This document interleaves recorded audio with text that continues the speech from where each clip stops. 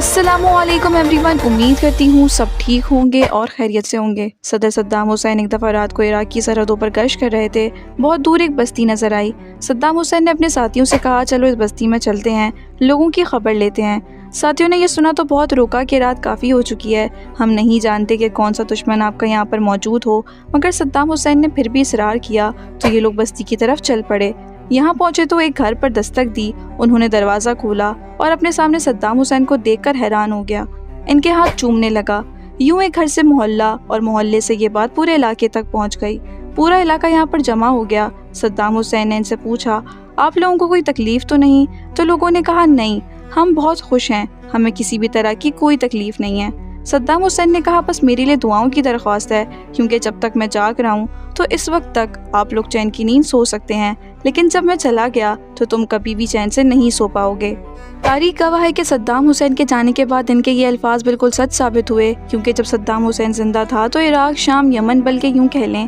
کہ پورا عرب سکون کی نیند سوتا تھا اور سکون کی نیند اٹھتا تھا۔ مگر اچانک ان کے دشمن نے اندر ہی اندر ان کے خلاف ایسی مہارت کے ساتھ بغاوت کروائی کہ پورے عرب نے یورپ کا ساتھ دے کر صدام حسین کو دشمنوں کے آگے بالکل اکیلا کر دیا، جس کے بعد امریکہ نے عراق پر چڑھائی کر دی اور صدام حسین کو پھانسی دے دی گئی، اور اس پھانسی کے بعد شام، فلسطین، لیبیا، افغانستان کوئی بھی محفوظ نہیں رہا۔ آج شام چل رہا ہے، سعودیہ کے اندر بغاوت ہے، یمن کے اندر جنگ ہے، فلسطین میں ظلم، پوری دنیا پہ جہاں پر بھی مسلمان آباد ہیں وہاں پر ظلم ہے، لیکن تاریخ گواہ ہے کہ جب تک صدام حسین زندہ تھا اس وقت عرب میں کوئی دہشت گردی نہیں تھی، کیونکہ صدام حسین عرب کا مجاہد تھا۔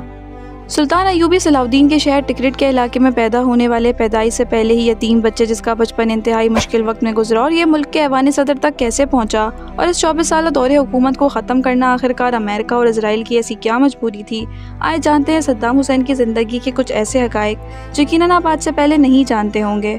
صدام حسین 28 اپریل 1937 کو پیدا ہوئے۔ باپ کا سایہ سر پہ نہ ہونے کی وجہ سے ان کا بچپن انتہائی مشکل اور مفلسی میں گزرا۔ 12 سال کی عمر میں انہوں نے اپنا گھر بار چھوڑا اور اپنے ماموں خیر اللہ طلفہ کے ساتھ رہنے لگے، جو کہ عراق کی فوج میں افسر تھے، اور اس وقت برطانیہ کے مسلط کی گئی حکومت جس کے حکمران کنگ فیصل I تھے اس کے سخت خلاف تھے۔ کئی بار اس کی حکومت پر مظاہرے کرنے پر انہیں گرفتار بھی کیا گیا۔ صدام حسین کے ماموں کی تربیت کا اثر تھا کہ وہ بھی ان مظاہروں میں شامل ہو گئے اور کافی کم عمر میں اسی وجہ سے 6 مہینے کی سزا بھی کاٹی۔ انہیں باقی نوجوانوں کی طرح شراب شباب کے بجائے کتابیں پڑھنے اور شکار کرنے کا شوق تھا، اور اپنے پیسے جمع کر کے تاریخ کی کتابیں خرید کر اسے پڑھا کرتے تھے۔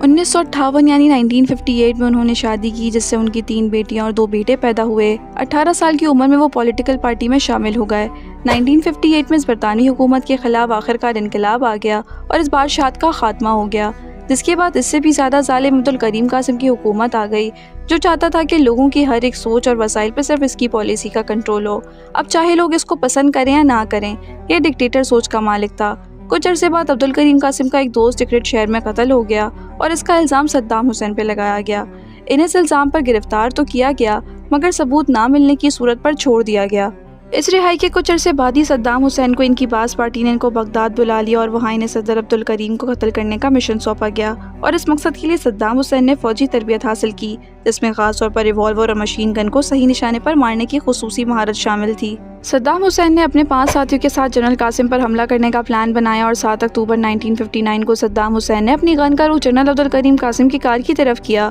اور فائر کھول دیا۔ 2 گولیاں عبدالکریم قاسم کو لگیں، لیکن وہ بچ گیا، اور اس حملے کے بعد ملک کی حکومت نے سرحدوں کو سیل کر دیا اور جگہ جگہ چھاپے مارنا شروع کر دیا۔ لیکن صدام حسین نے بھیس بدلا اور کسی طرح بغداد سے نکلنے میں کامیاب ہو گئے اور اپنے گاؤں پہنچ گئے۔ پہنچنے کے بعد صدام حسین کی باز پارٹی کے سربراہ میکائل افلک نے انہیں دمشق میں ویلکم کیا اور یہاں سے انہیں اپنی تعلیم مکمل کرنے کے لیے مصر بھیج دیا، جہاں پر صدام حسین نے لاء کی ڈگری مکمل کی، اور اسی دوران ان کی ملاقات امریکن CIA سے بھی ہوئی، جہاں قاہرہ کی امریکی سفارت خانے کے اندر کئی بار ان کا آنا جانا لگا رہتا تھا۔ 25 فروری کو انہیں عراق میں موت کی سزا سنا دی گئی۔ صدام حسین نے قاہرہ کے اندر ہی باز پارٹی کو اکٹھا کیا، اور اسی دوران فروری 1963 میں جنرل عبدالرحمن عارف نے عبدالکریم قاسم کا تختہ الٹ کر اس کو قتل کر دیا، جس کے بعد صدام حسین عراق واپس آ گئے۔ 4 ستمبر 1964 میں باز پارٹی کے کارکنوں کی حکومت کے مخالف ہونے پر گرفتاریاں شروع ہو گئیں اور صدام حسین کو بھی گرفتار کر لیا گیا۔ اسی قید میں انہیں باز پارٹی کے پین عرب لیڈرشپ کا کارکن چن لیا گیا۔ 1966 में रिहाई मिलने के बाद वो बास पार्टी के मरकजी क़यादत में शामिल हो गए और इसी साल वो अपने साथियों के साथ टैंक के अंदर सवार होकर सदारती महल के अंदर दाखिल हुए और तख्ता उलट दिया और बास पार्टी के सरबराह मेजर अहमद हसन अल बकर की हुकूमत का ऐलान किया। सिर्फ 2 महीने के बाद फौज ने अहमद हसन के खिलाफ बगावत की और जिसे सद्दाम हुसैन ने कुचल दिया। बास पार्टी ने मुल्क की तरक्की के लिए सारा का सारा प्लान शुरू से तरतीब दिया, मुल्क के मफाद में तमाम तर पॉलिसीज़ बनाना शुरू की और इराक को तेल की दौलत की वजह से दुनिया के तरक्की याफ्ता मुल्कों में लाकर खड़ा कर दिया। आखिरकार पॉलिटिकल स्टेबिलिटी के बाद मुल्क के हालात बेहतर हो गए। 1970 की दिहाई में अहमद हसन अल बकर बीमारी की वजह से पार्टी से दूर होने लगे तो 16 जुलाई 1979 को इस्तीफ़ा देकर इक़्तिदार सद्दाम हुसैन को मुंतकिल कर दिया और सद्दाम हुसैन इराक के सदर बन गए। मिस्र में क़याम के दौरान सद्दाम हुसैन को अंदाज़ा नहीं था कि अमेरिकी CIA ने इनकी बास पार्टी के ज़रिए सिर्फ इराक की मौजूदा हुकूमत को हटाने के लिए एक मोहरे के तौर पर इस्तेमाल करना चाहता है। अब इक़्तिदार मिलने के बाद उन्होंने अपने मुल्क और कौम की तरक्की के लिए जब काम शुरू किया और अमेरिका के हुक्म पर इनको आंखें दिखाईं तो बिल्कुल वही हुआ जो होना था। अब यही सेम साजिशें सद्दाम हुसैन के ख़िलाफ़ भी तैयार होना शुरू हो गईं, जैसे सद्दाम हुसैन से पहले हुक्मरानों के ख़िलाफ़ की गईं। सद्दाम हुसैन की हुकूमत के दौरान इराक और ईरान में जंग हुई जो कि 8 साल तक चलती रही और दोनों मुल्कों के तकरीबन 15 से लेकर 16 लाख के करीब फौजी और शहरी शहीद हुए। अमेरिका ने बड़ी साजिश से बगावत करवाकर सुन्नी और शिया मुसलमानों को आमने सामने लाकर खड़ा कर दिया और इस मौके से फ़ायदा उठाकर अपना असल मकसद हासिल कर लिया कि इराक को भारी असले की खेप फरोख्त की और इसके अलावा आसपास के अरब ममालिक को भी हथियार की खेप देकर इनसे पैसे कमाए, इनकी दौलत को खूब लूटा। यही नहीं बल्कि अमेरिका ने चोरी छुपे ईरान को भी हथियार सप्लाई किए ताकि एक तरफ तो असले की खेप के जरिए इसकी दौलत को हासिल कर सकें, दूसरा ये दोनों मुल्क आपस में लड़कर कि अपने तमाम फौजी इंफ्रास्ट्रक्चर को तबाह करके कमज़ोर तरीन हालत में आ जाएं। ईरान और इराक को हथियार फरोख्त करने के बाद उनका सारा माल लूटने के बाद अब अमेरिका की नज़र इराक के ऑयल प्रोडक्शन पे थी और इस मकसद के लिए सद्दाम हुसैन को रस्ते से हटाना ज़रूरी था क्योंकि सद्दाम हुसैन ने ऑयल की कंपनी को नेशनलाइज कर दिया था और कोई भी बाहर की कंपनी इराक के तेल को नहीं निकाल सकती थी। लिहाजा अब की बार सद्दाम हुसैन को रस्ते से हटाने के लिए बहुत बड़े लेवल की साजिश तैयार की गई। ईरान और इराक की ये जंग अभी तक ख़त्म ही नहीं हुई थी और इराक की आवाम भी इस पैदाशुदा ज़ख्म को दिल पर लिए बैठे थे कि अमेरिका ने अपनी जवान साला फितना खेज़ अमेरिकी सफ़ीर को, जिसका नाम था अप्रैल गिलेस्पी, इस औरत से सद्दाम हुसैन की मुसलसल मुलाकातें शुरू करवाईं, जिसमें इस औरत ने बताया कि कोविड का फलां इलाका जो कि इराक की सरहद के साथ मिला हुआ है, वहाँ पर मुसलसल वो इराक के ऑयल को चोरी कर रहा है और इराक अगर कोविड से फ़ौजी तौर पर निपटता है तो अमेरिका को इससे कोई मसला नहीं है क्योंकि इराक और कोविड का पर्सनल मामला है। लिहाजा इराक ने कोविड पर हमला करके इस पर कब्जा कर लिया और इस छोटे से खुद मुख्तार अरबी मुल्क को अपनी रियासत का सूबा करार देकर यहाँ से किसी भी तरह से बाहर ना निकलने का फैसला कर लिया। मुस्लिम्स और अरबी दुनिया के लीडर्स ने सद्दाम हुसैन को बहुत समझाया कि आप कुवैत को छोड़ दें, लेकिन वो नहीं माने। इसलिए तमाम अरबी ममालिक सद्दाम हुसैन के खिलाफ हो गए और इस मौके से फ़ायदा उठाकर अमेरिका ने सारे अरबी ममालिक को ख़ास तौर पर सऊदी अरेबिया को यकीन दिलाया कि इराक फ़ौजी ताकत के ज़रिए एक के बाद एक तमाम अरबी ममालिक पर हमला करके उन पर कुवैत की तरह कब्जा करने का सोच रहा है। लिहाजा तमाम अरबी ममालिक ने इराक के खिलाफ अमेरिका को अपनी फ़ौज उतारने की पेशकश की कि हमें इस पर कोई एतराज़ नहीं, और यूँ अमेरिका को अपनी मनचाही ख्वाहिश पूरी हो गई। इसने यहूदी मीडिया के ज़रिए सुबह शाम ये शोर मचाया कि सद्दाम हुसैन कुवैत पर कब्जा करने के बाद अब सारे अरबी ममालिक पर कब्जों के लिए अपनी फ़ौज को तैयार कर रहा है। लिहाजा 30 मुल्कों की अपने नाम निहाद फ़ौज और दरअसल अपने सलेबी और सियोनी अफवाज को इस खित्ता पर उतार कर जो तबाही मचाई गई वो दुनिया जानती है। अब 28 फरवरी 1991 को जब अमेरिका ने इराक के खिलाफ अपनी फ़ौजी कार्रवाई शुरू की तो ना सिर्फ ये कि इराक के 25,000 फ़ौजी और शहरी हलाक हुए और 75,000 फ़ौजी और शहरी ज़ख्मी हुए, बल्कि इसी के साथ साथ इराक की फ़ौजी ताकत टूटकर ख़त्म हो गई और मुआशी तौर पे तबाह हो गया। ये पहला मौका था जब सद्दाम हुसैन सारे अरब से कट गए थे और तमाम का तमाम अरब कुवैत के मामले को लेकर इनसे बिल्कुल अलग हो गया था।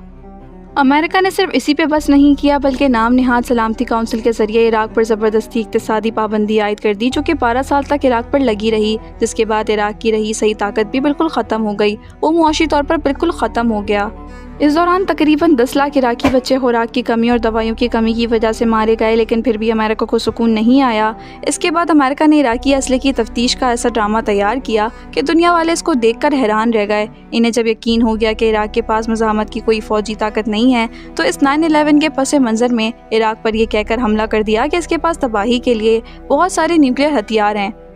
इस जंग में अमेरिका को सिर्फ 2 बातों से गर्ज थी कि इराक की तेल की दौलत को कैसे लूटा जाए और इराक की फ़ौज मुस्तकबिल में इतनी ताकतवर ना हो सके कि इजराइल पर यह हमला कर बैठे। लिहाजा 20 मार्च 2003 को इराक की तबाही शुरू हुई। امریکہ کی اس جارحیت میں دنیا کے اکثر ملکوں نے نہ صرف یہ کہ اس کا ساتھ دیا بلکہ اس کے خلاف بڑے بڑے عالمگیر اور بڑے لیول کے پروٹیسٹ بھی ہوئے، لیکن حیرت کی بات یہ ہے کہ عربی نام والے بڑے عرب ممالک اور مسلم حکمران نے چپ سادھے رکھی، بلکہ در پردہ رہ کر اور کئی ایک نے تو اپنے ہاتھ سے برداری عربی ملک عراق کے خلاف ہر طرح کی فوجی کارروائی میں ان کا ساتھ دیا، جس کے بغیر امریکہ کے لیے عراق کے خلاف یہ کارروائی کرنا ممکن ہی نہیں تھا۔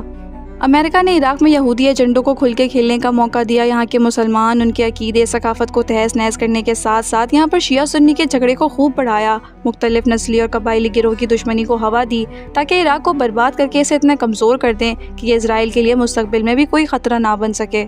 صدام حسین تو حملے کے کچھ دنوں بعد ہی چھپ گئے تھے، مگر 14 دسمبر 2003 کو امریکی فوجیوں نے ان کے پکڑے جانے کا اعلان کیا۔ 19 اکتوبر 2005 کو 157 جیو کے قتل کے الزام پر صدام حسین پر مقدمہ شروع ہوا اور 5 نومبر 2006 کو انہیں ملزم ٹھہراتے ہوئے بغداد کی عدالت نے ان کو پھانسی کی سزا سنائی۔ اپنے وکلا کے مشورے سے انہوں نے سزا کے خلاف اپیل بھی دائر کی، مگر عدالت نے اس اپیل کو مسترد کرتے ہوئے انہیں پھانسی دینے کا حکم دیا۔ آخرکار جمعہ 29 سے 30 دسمبر کی درمیانی رات صبح صادق سے پہلے صدام حسین کو تختہ دار پر چڑھا دیا گیا۔ یہ مسلمانوں کے لیے عید الاضحیٰ کا دن تھا اور دنیا کے تمام مسلمان سنت ابراہیمی میں مصروف تھے کہ انہیں خبر ملی کہ صدام حسین کو شہید کر دیا گیا ہے۔ بش کے ذریعے عراق کے اندر فتح کے اعلان کے بعد سے لے کر اب تک تقریباً 6 لاکھ عراقیوں کو موت کی نیند سلایا جا چکا ہے۔ امریکہ نے عراق میں ظلم اور بربریت قتل عام کا طوفان برپا کر رکھا ہے، جیلوں کو عقوبت خانہ بنا رکھا ہے اور عراقیوں کی عزت کو پامال کیا جا رہا ہے۔ صدام حسین کی موت دراصل تذلیل کی موت تھی اور دنیا کو پیغام دینا تھا کہ امریکہ کے سامنے کھڑے ہونے والے شخص کو وہ کیسے نشان عبرت بناتے ہیں۔ امید کرتی ہوں آپ کو یہ ویڈیو پسند آئی ہوگی اور اس سے بہت کچھ جاننے کو ملا ہوگا۔ So if you like this video then don't forget to subscribe, like and share. اللہ حافظ till the next video.